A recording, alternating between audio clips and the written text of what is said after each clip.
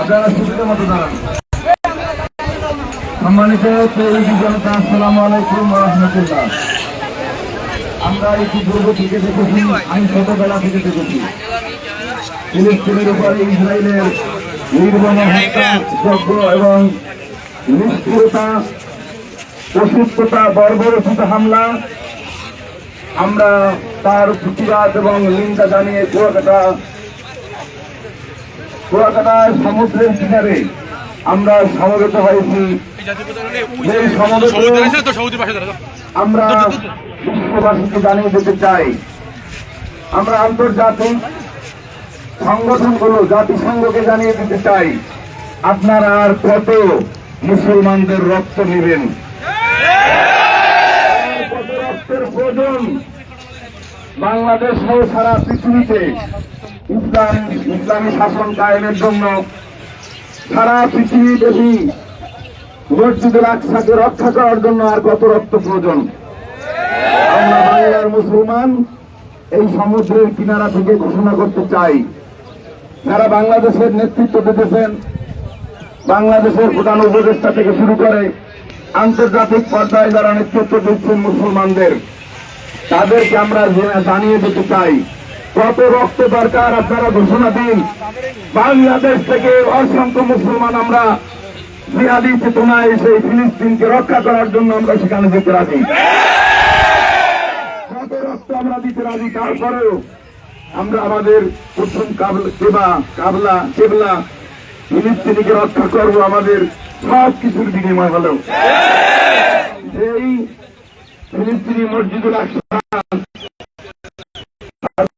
সুলাইমান আলাইহিস সালাম নির্মাণ করেছিলেন, আমরা জানি। যেখানে অসংখ্য নবী রাসূলদের জন্ম হয়েছে আমরা জানি, যেখানে ঈসা আলাইহিস সালামের জন্ম হয়েছে আমরা জানি। মুহাম্মদুর রাসূলুল্লাহ সাল্লাল্লাহু আলাইহি ওয়াসাল্লাম যখন হৃদয়ে গমন করেন, সেই মসজিদুল আকসা থেকেই সেদিকে গমন করেছিলেন।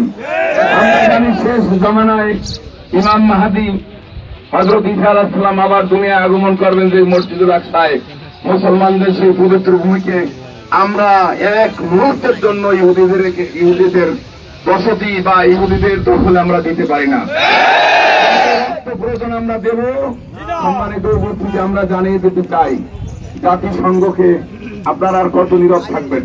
আপনারা কোন সমস্যা মুসলমানরা যদি কিছু করে সেখানে বলেন যে আপনারা আন্তর্জাতিক মানবাধিকার লঙ্ঘন করছে। এখন মানবাধিকার কোথায় আপনাদের? আপনাদের মানবাধিকার আমরা দেখতেছিলাম আফগানিস্তানের গাজা থেকে অসংখ্য মানুষ, নারী পুরুষদেরকে হত্যা করা হয়েছে, শিশুদেরকে হত্যা করা হয়েছে। তারা আজকে তাদের বসত বাড়ি ছেড়ে পার্শ্ববর্তী এলাকায় তারা আশ্রয় নেওয়ার জন্য ছুটছে। কেন কেন কেন? আমরা জবাব চাই জাতিসংঘের কাছে, ওআইসির কাছে। ওআইসি নামে ইসলামিক একটা সংগঠন আছে। আমরা মনে করি ওআইসি মানে কি? তোমরা মরো আমরা দেখি, আমরা সেটা চাই না। এই ওআইসি মৃত ওআইসি, ইহুদিদের পক্ষের ওআইসি আমরা চাই না। ইসলামের পক্ষে একটি সংগঠন ওআইসি।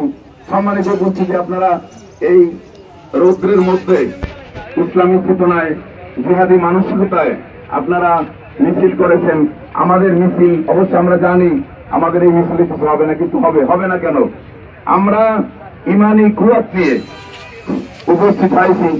আমরা এখান থেকেই জানিয়ে দিতে চাই যে আমরা ফিলিস্তিনকে রক্ষার জন্য, মসজিদুল আকসার রক্ষার জন্য আমরা মুসলমানরা কুয়াকাটার সর্বদক্ষিণের কুয়াকাটার মুসলমানরাও প্রস্তুত।